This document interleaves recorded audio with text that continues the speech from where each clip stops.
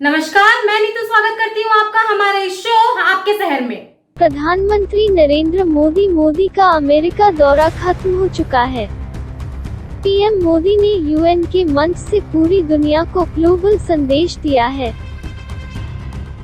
शनिवार को संयुक्त राष्ट्र महासभा को संबोधित करते हुए पीएम मोदी ने दुनिया की वर्तमान चुनौतियों का जिक्र करते हुए बेहतर भविष्य के निर्माण का जिक्र किया।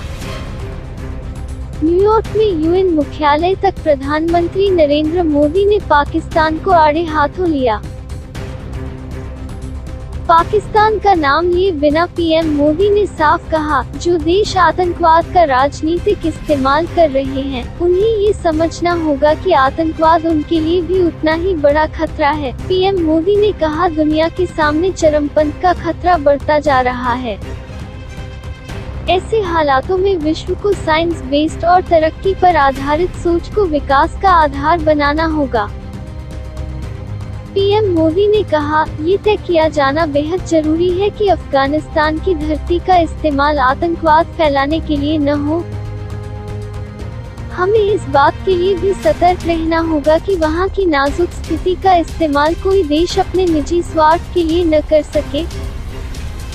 इस समय अफगानिस्तान की जनता, वहाँ की महिलाओं और बच्चों को मदद की जरूरत है। इस विषय में भी हमें अपना दायित्व निभाना ही होगा। पीएम मोदी ने कहा, मानव जीवन में प्रौद्योगिकी का बहुत बड़ा महत्व है। बदलते समाज में ये सुनिश्चित किया जाना चाहिए कि टेक्नोलॉजी लोकतांत्रिक मूल्यों के साथ आए। पीएम मोदी ने यूएनजीए के मंच से आतंक पर जमकर प्रहार करने के साथ संयुक्त राष्ट्र को भी अपनी विश्वसनीयता बढ़ाने की सीख दी। पीएम मोदी ने सरकार का नेतृत्व करने के अपने अनुभव के आधार पर कई बातें की। अपने संबोधन में पीएम मोदी ने चाणक्य के कथन का जिक्र करते हुए संयुक्त राष्ट्र संघ को अपनी प्रासंगिकता बनाए रखने के लिए इफेक्टिवनेस को सुधारने की जरूरत पर बल दिया। पीएम मोदी ने समंदर को साझी विरासत बताते हुए कहा, हम इसे यूज करें, अबूझ नहीं। हमारे समंदर अंतर्राष्ट्रीय व्यापार की लाइफलाइन भी हैं। सुरक्षा परिषद में भारत की प्रेसिडेंसी के दौरान बनी विस्तृत सहमति विश्व को मैरीटाइम सिक्योरिटी की दिशा में आगे बढ़ने का मार्ग दिखाती है। ब्यूरो रिपोर्ट CFI समाचार। सुरक्षा बलों ने बांदीपुरा में भाजपा नेता की हत्या में शामिल लश्कर-ए-तैयबा के कमांडर आजाद शाह तथा उसके साथी अबीद हक्कानी को मार गिराया है। बांदीपुरा स्थित वटनीरा इलाके में दो आतंकियों को ढेर करने के बावजूद सुरक्षा बलों और आतंकियों के बीच मुठभेड़ जारी है। जम्मू कश्मीर पुलिस और सेना की 14 राष्ट्रीय राइफल के जवान संयुक्त रूप से आतंकियों की फायरिंग का मुंहतोड़ जवाब दे रहे हैं। आतंकवादियों की संख्या 2 से 3 के बीच बताई जा रही है। फिलहाल अभी तक सुरक्षा बलों को 2 आतंकियों को ढेर करने में सफलता मिली है।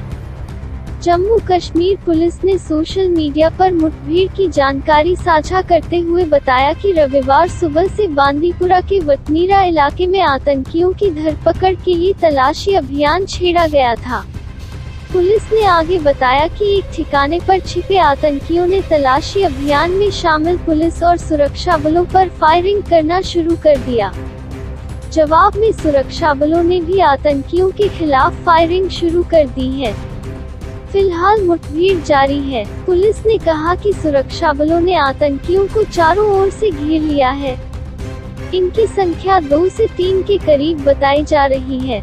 सुरक्षा बलों ने सबसे पहले छिपे हुए आतंकियों को आत्मसमर्पण करने के लिए कहा, लेकिन आतंकियों ने इसे अनसुना कर सुरक्षा बलों पर फायरिंग शुरू कर दी। सुरक्षा बलों ने आसपास के क्षेत्र को पूरी तरह से खाली करवा दिया है।